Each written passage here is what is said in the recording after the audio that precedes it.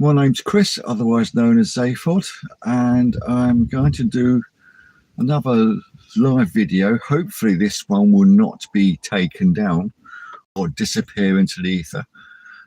It's about my experiences in my role, my calling as a senior carer in the community.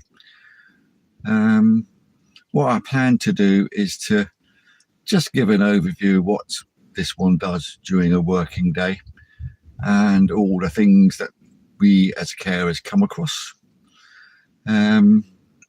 It's an easier day for this one. I'll speak a bit about clients, but okay, I've got to be careful what I say because I don't want them too easily identified, if identified at all. That's the aim.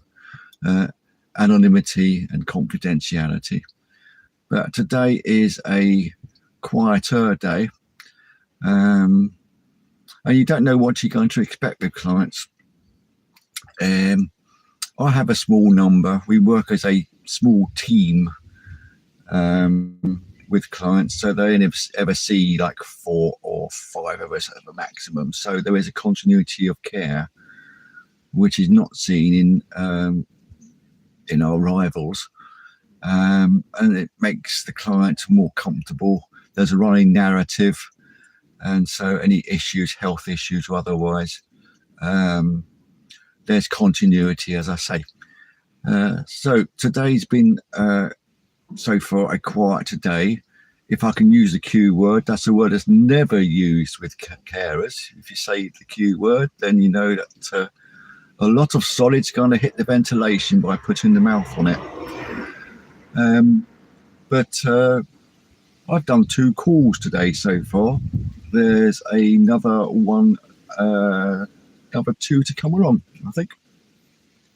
But the first gentleman, just a question of getting him awake to give him his medication. If he doesn't take his medications, he will not wake up.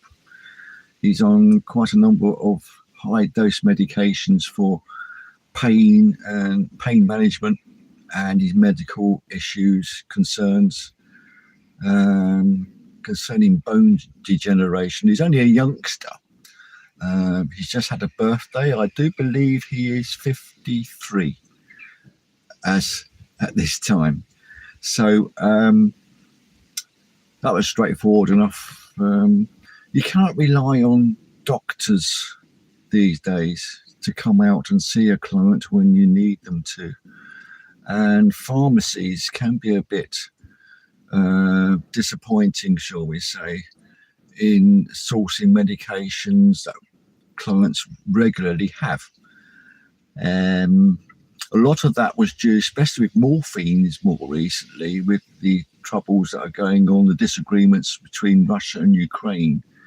As an example, I understood that a lot of the morphine was going to the theatres of war, especially in that area. And so a lot of people were struggling to find morphines for their conditions. It seems to have died down a bit now, but it can be difficult, especially if someone's in pain. There are other ways and means of, through the correct channels of obtaining said morphines. I did understand at one point, and this was a few years ago, that the liquid form of morphine was available on the black market.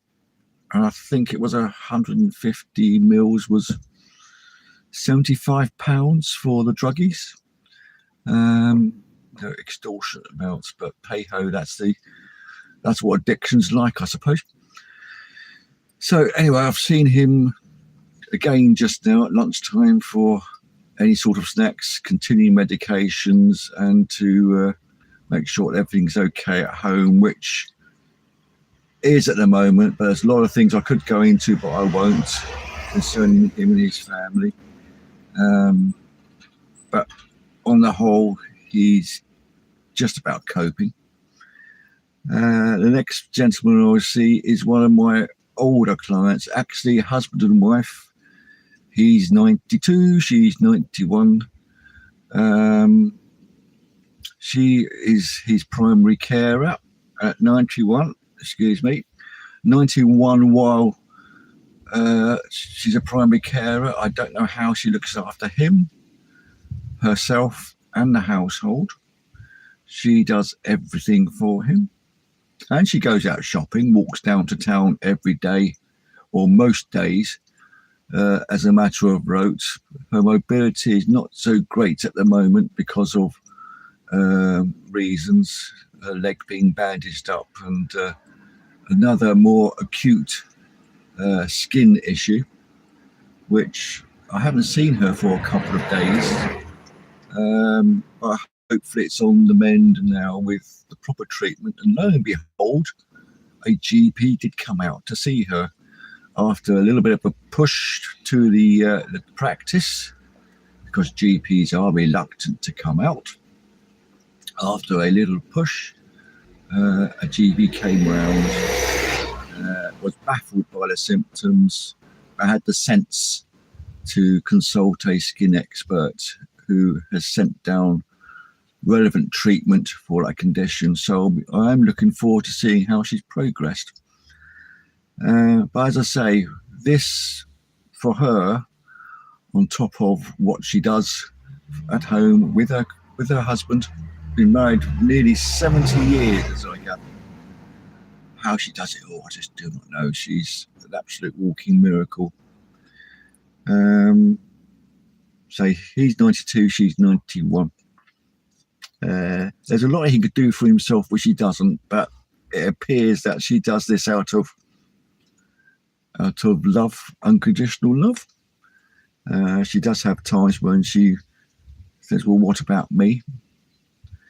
But that's the way they've lived their married life, from what I can gather.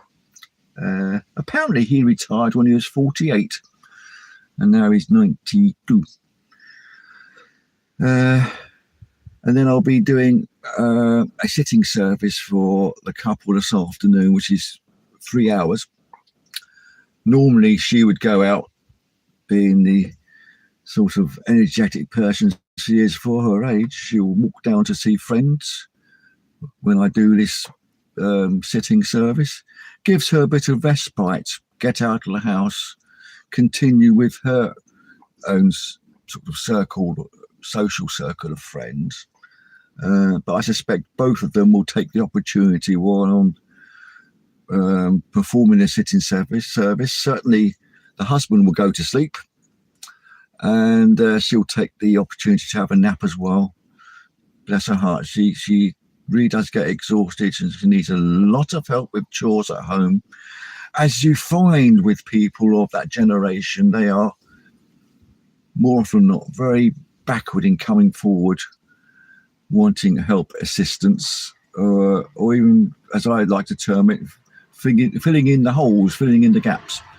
This one doesn't take over. That's not my nature, and it's not the way we work, because the care that the people I work for offer is client-centered. It's based around the client. The client is king or queen, and we just fill in the gaps. If help's needed, it's given. If they're a little bit backward and it's obvious they need help, it's done in a nice way, and we will plug those gaps.